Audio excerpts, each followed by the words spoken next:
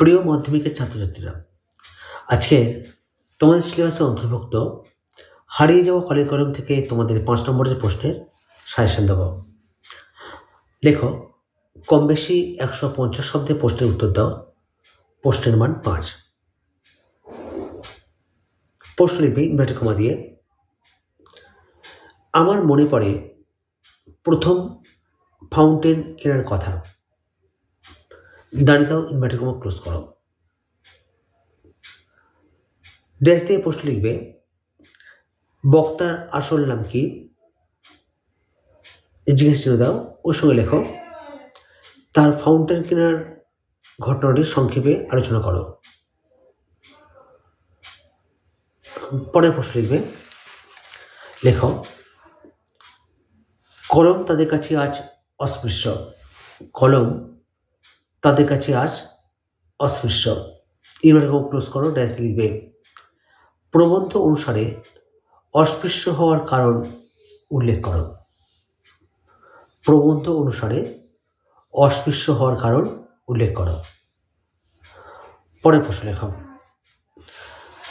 Fountain pen বাংলায় কি নামে পরিচিত? জিজ্ঞাসা চিহ্ন দাও, সেই সঙ্গে লেখো নামটি কার দেওয়া বলে উল্লেখ করা হয়েছে। জিজ্ঞাসা চিহ্ন দাও, ওর সঙ্গে লিখবে ফাউন্টেন পেনের জন্ম ইতিহাস সংক্ষেপে উল্লেখ করো। পরে প্রশ্ন লেখো, তবে তার আগে চ্যানেলটি নতুন এসেছো, তুমি চ্যানেলটি সাবস্ক্রাইব করো, ভালো লাইক করো, বন্ধুদের সঙ্গে শেয়ার করো, আর অবশ্যই কমেন্ট সেকশনে কমেন্ট করে জানিও তোমাদের কী ধরনের প্রশ্ন উত্তর প্রয়োজন। পরে প্রশ্ন লিখবে, হারিয়ে যাওয়া খালি কলম প্রবন্ধ অনুসারে কালি কলমের যে বিবর্তন তা তোমার ভাষায় বিবৃত করো। এসব পরের প্রশ্নে লিখবে,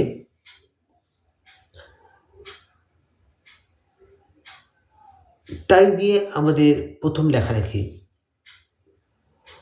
ইনভার্টেড ক্লোজ করো। ড্যাশ দিয়ে লিখবে, লেখকের প্রথম লেখালেখি আয়োজনের পরিচয় দাও। হলো? আচ্ছা, এবার লেখো, আমার মনে পড়ে প্রথম ফাউন্টেন কেনার কথা। ইনভার্টেড ক্লোজ করে ড্যাশ লিখবে, বক্তার আসল নাম কি?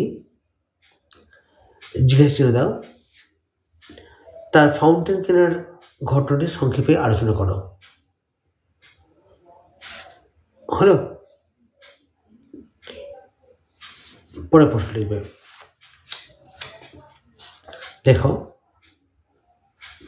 কলমকে বলা হয় তলোয়ারের চেয়ে শক্তিধর। কলমকে বলা হয় তলোয়ারের চেয়েও শক্তিধর। ড্যাশ লিখবে, উদ্ভিদাংশের তাৎপর্য বিশ্লেষণ করো। উদ্ভিদাংশের তাৎপর্য বিশ্লেষণ করো। হলো? আচ্ছা,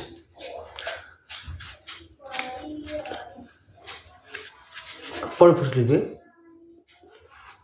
হারিয়ে যাওয়া খালি কলম অনুসারে লেখকরা কিভাবে কালি তৈরি করতেন সে বিষয়ে তোমার মতামত আলোচনা করো। আজকে এই পর্যন্ত। আগামী নতুন টপিক নিয়ে আলোচনা করবো। ভালো থেকো, ভালো ভেবো, অবশ্যই ভালো করে পড়াশোনা করো। Tata, bye bye.